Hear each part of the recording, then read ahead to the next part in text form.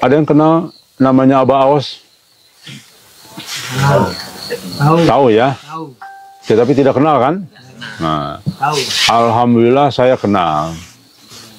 Tapi tidak kenal baik juga, tetapi pernah bertemu dengannya ke majelisnya.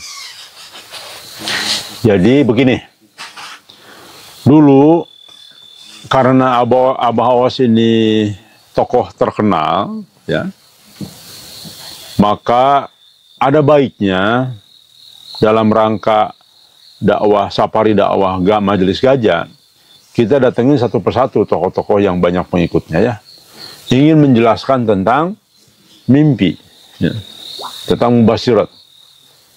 Nah, salah satunya yang kita datangi adalah Abah Aos ini. Nah, waktu itu saya ingat dengan beberapa dewan penasihat Gajah, yaitu Maulana Abbas, Prof. Nandan, Buya Ajhar, ya, dan beberapa helper lain.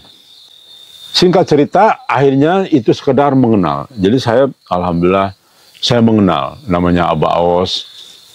Dan kita mendengarkan itu. Selama hampir 2 jam di ruang itu mendengarkan berbagai penjelasan, macam-macam lah. Terus kemudian diskusi dan sebagainya. Jadi akhirnya kita pendengar aja di sana. Dari situlah saya semakin memahami, alhamdulillah ini namanya tabayun, ya, sekalian. Jadi tahu apa talqin itu dan sebagainya. Oke, kurang lebih demikian ya. Mengenai, jadi saya ini orang yang takut juga kalau bicara kalau tidak mengenal, tidak tabayun. Alhamdulillah Allah buat skenario itu. Nah, kemudian yang mengagetkan kita adalah pernyataan terakhir. Baik, pernyataan terakhir itu Abah Aos mengatakan mengirim 1000 malaikat, ya. Tapi guru agung kita sudah mengutus yang ikut hadir di sana, di samping yaitu para murid-muridnya, yaitu Abah mengutus 1000 malaikat. 1000 malaikat. Dari 1000 malaikat, yang satu malaikat membawa 1000 malaikat. Berapa itu jumlahnya? 1 juta. Dan setiap di acara ada yang mengucapkan takbir, tasbih, tahlil atau tahmid di acara bijis ini, maka setiap satu huruf akan dihadirkan 1000 malaikat. Pernyataan salah satu wakil talqin itu jelaskan, ya, dia mengatakan untuk acara kampanye terakhir Anies Baswedan di JIS, Abah tidak hadir katanya. Tapi Abah mengirim 1000 malaikat. Oh, berarti yang bisa menyuruh malaikat itu Allah kan? Nah, berarti dia sudah menganggap dirinya tuh Tuhan. Ini harus kita lawan. Ini harus kita, wah, kita buka. Saya kaget ya ketika membaca ini. Dan hebatnya dari 1000 malaikat katanya akan membawa berapa tadi? 1000 lagi. Sakala malaikat membawa 1000 malaikat lagi katanya. Jadi silakan 1000 kali 1000 berapa tuh? 1 juta malaikat. Pada saat kampanye Anies Baswedan dan Muhaimin Iskandar di JIS, ya. Ini terbukti pembohong besar. Masa malaikat kalah? Ya. Terbukti kan kalah. Nah, saya akan menyampaikan ini, sudah janji dalam hati 1 hari sebelumnya. Jadi rekan sekalian, banyak usulan tema-tema yang masuk ke saya. Mohon sabar, hari ini saya ingin spesialis membahas temanya pembohong, satu dari 70 pembohong besar. Ya. Namanya Abaos, sampaikan aja lah ya. Mudah-mudahan banyak wartawan yang nonton nih live ya. Sampaikan aja, judulnya gede. Satu dari 70 pembohong besar. Karena ini sudah melampaui batas ya. Jadi bisa dibayangkan mengutus malaikat itu sama saja mengklaim dirinya Allah. Dirinya Allah Tuhan. Baik, kita kembalikan ke dalil. Siapa yang akan mengklaim dirinya Tuhan? Dajalun. Ya. Maka kepada pengikutnya tinggalkan Abaos. Tinggalkan saja sudah. Ya, tidak ada lagi toleransi. Karena dia sudah menjerumuskan banyak orang. Ya. Jadi jelas kalau definisinya dia mengatakan mengutus 1000 malaikat. 1000 malaikat mengajak 1000 malaikat lagi, berarti 1 juta malaikat yang hadir di JIS pada saat kampanye akbar. Pertama, kesalahannya apa coba? Kesalahannya merendahkan malaikat, merendahkan Allah. Bayangkan, malaikat ikut kampanye. Ya, di JIS coba bayangin, malaikat mau ikut kampanye, Masya Allah. Abah. Ya. Anda ini sudah benar-benar menjadi Tuhan, Abah. Ya. Mudah-mudahan saya ragu abahnya sadar, sulit lah ya. Orang seperti ini sudah sulit. Tapi mudah-mudahan nih pengikutnya menyadari ya. Jadi nanti di rekaman ini, nanti di YouTube sampaikan aja teman-teman sekalian ya. Tidak usah takut. Saya siap berhadapan dengan hukum dan sebagainya atas pernyataan saya ini. Karena berbahaya nih abah. Sudah koridornya, sudah pagarnya sudah ditabrak semua. Sangat fatal ya. Pertama, merendahkan malaikat dan merendahkan Allah. Bayangkan Allah mengutus utusan Allah itu dengan cara Allah dari orang-orang yang terpinggirkan, orang-orang yang dianggap bodoh, orang-orang yang terpinggirkan dijadikan nabi. Nabi Muhammad kan dianggap bodoh oleh kaumnya dulu, oleh ahlul kitab, oleh ulama dulu. Ya anak nggak sekolahan kalau zaman sekarang kan. Anak nggak sekolahan, nggak bisa baca tulis baca ya. Bukan dengan pemilu. Ada nggak utusan Allah dengan hasil pemilu? Ada ya. Berarti merendahkan Allah itu. Ya. Baik. Jadi saya sakit hati sebetulnya sama Abbas. Jadi bukan sakit hati sama hater. Itu mah ya bagi saya nggak usah dianggap itu. Ya. Bukan lawan kita lah. Tapi lawan kita yang begini-begini nih. Ya. Pembohong-pembohong besar ini ya. Tapi heran bin ajaibnya pengikutnya tetap aja banyak. Tetap aja percaya aja begitu. Padahal pada wakil talqin ini banyak kiai loh. Banyak punya pondok pesantren. Banyak doktor lagi. Ada profesor-profesor lagi. Jadi wakil talqin, jadi wakilnya Abah. Banyak lagi ratusan. Dahsyat kan? Fitnah Dajjal. Bener. Kata baginda Nabi Muhammad SAW bahwa Dajjal itu fitnah terbesar. Tokoh agama nggak sanggup ngadepin Dajjal banyak. Ya. Nah ini contoh-contoh. Abaos ini bukan Dajjal besar. Ya. Saya juga belum berani mengatakan dia Dajjal karena tidak ada mubasyiratnya ya. Mudah-mudahan barangkali setelah mendengar ini ada teman-teman helper yang juga mimpi, mudah-mudahan. Nah setelah itu, setelah ada mubasyirat baru saya ngomong berani. Ini satu dari 30 Dajjal kecil. Kalau tadi Al Zaitun siapa? Panji Gumilang berani saya karena ada mubasyiratnya, ala dansannya. Memang hasil takwilnya dia satu dari 30 dajjal kecil dan masuk akal. Benar, pengikutnya banyak di Indonesia. Dan saya tidak takut kepada para pengikutnya, ya. Ngomong seperti itu. Ketika Abah Aos mengatakan bahwa Anies Baswedan itu Imam Mahdi, itu sudah kesalahan awal. Yang pertama, ya. Saya melihat langsung Anies Baswedan itu mencium kaki ibunya. Syirik nggak? Syirik. Masa Imam Mahdi syirik? Ya, itu aja sudah kesalahan fatal.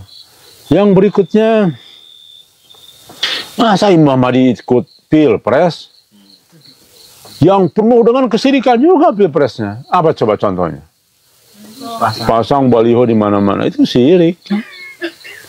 Nah, jadi sebetulnya Abah Aos ini di situ aja udah kesalahannya berkali-kali terus salah terus saya lihat, ya. Kemudian mengatakan memperoleh semacam dompet dari surga atau apa ya waktu itu. Kemudian dikasih ke Anies Baswedan.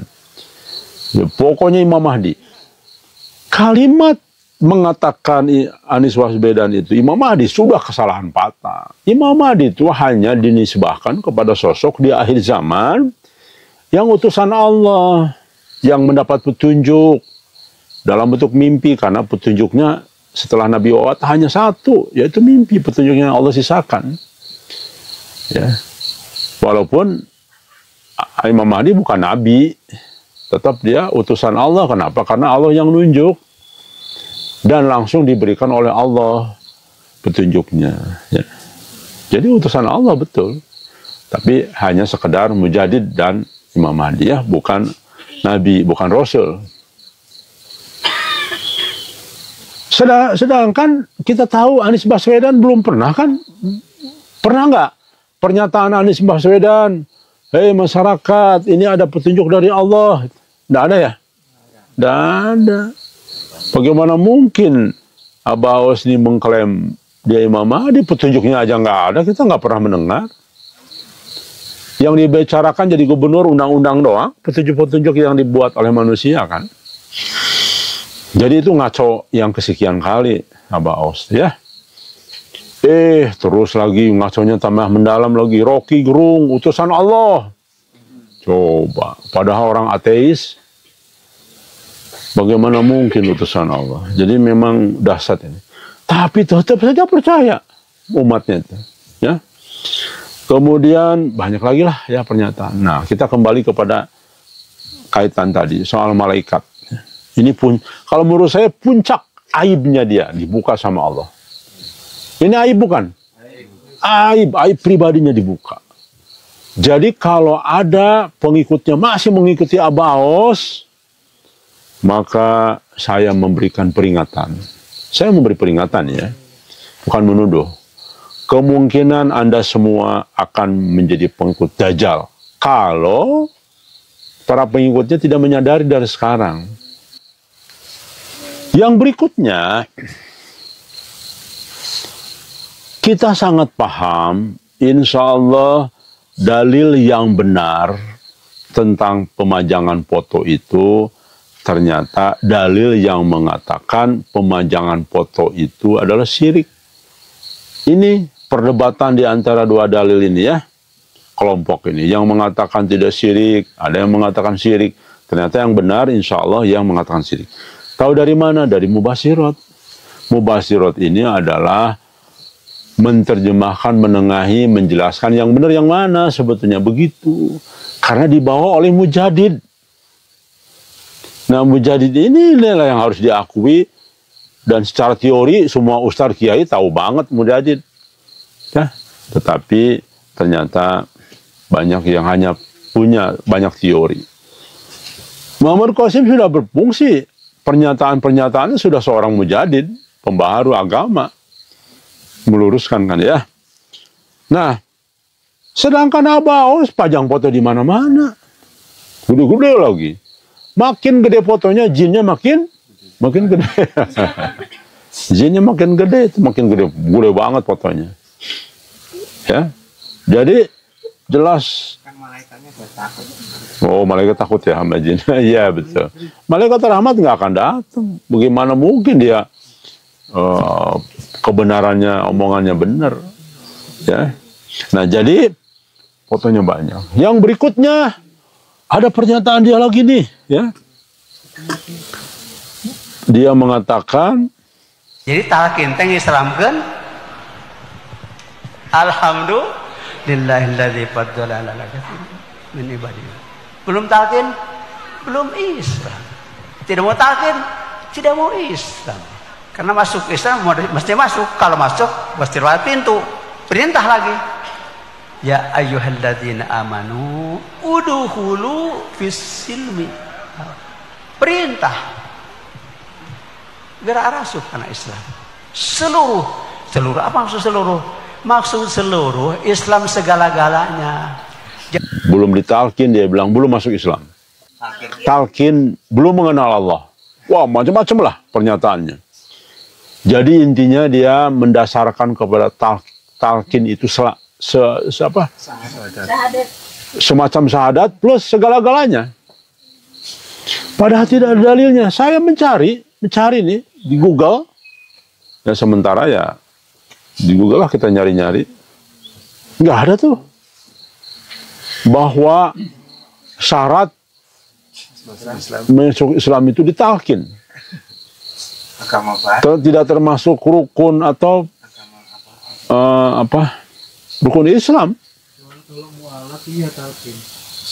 Nah, iya, mu'alaf itu ya memang dijelaskan tentang Islam, memang harus ya. Itu beda lah. Disahadatkan istilahnya, bukan ditalkin ya. Jadi ini ngarang-ngarang. Jadi pembohong besar, benar ini. Nah, jadi nanti di YouTube saya ada penggalan-penggalan 4 kali momentum dia ngomong di mana-mana bahwa kalau tidak ditalkin tidak mengenal Islam. Belum ditakwil, belum jadi Islam. Ya. Bahkan dia mengatakan Masjidil Haram imamnya pun kalau tidak mengenal aku nih, tidak datang kepada saya katanya. Dia belum jadi Islam. Tuh bayangin. Pernyataannya ada loh. Kaget saya.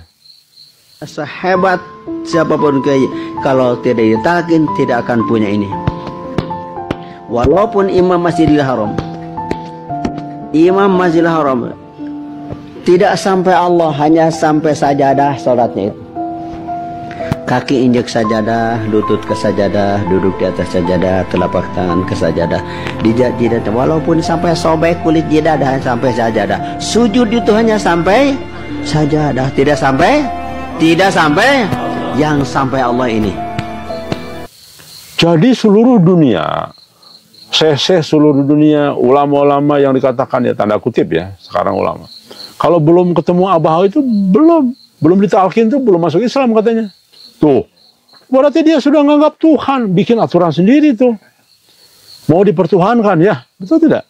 Dengan bukti-bukti pernyataannya yang jelas dari dia, maka ini adalah sudah dugaan saya sekali lagi ya. Dugaan saya, analisa saya, walau alam, ini sudah termasuk kelompok 31 dari 30 Dajjal ini. Kenapa demikian? Karena dianya mengaku Tuhan jadinya. Jadi kan merintahkan malaikat kan sudah menganggap dia Tuhan. Ya kan? Jelas sekali itu, sangat clear banget. Apalagi sekarang dia katakan di sini bahwa kalau belum mengenal Abah Awas, belum datang kepada Abah Awas, belum ditalkin sama Abah, itu belum mengenal Islam. Berarti dia itu sudah menganggap dirinya Tuhan. Dia mengajarkan ajaran-ajaran baru yang tidak kita kenal. Ya. Setidak-tidaknya kalau 1 dari 70 pembohong besar, insya Allah ini sudah masuk. Ya. Namun kalau soal apakah masuk dari 130 Dajjal, saya masih analisa itu.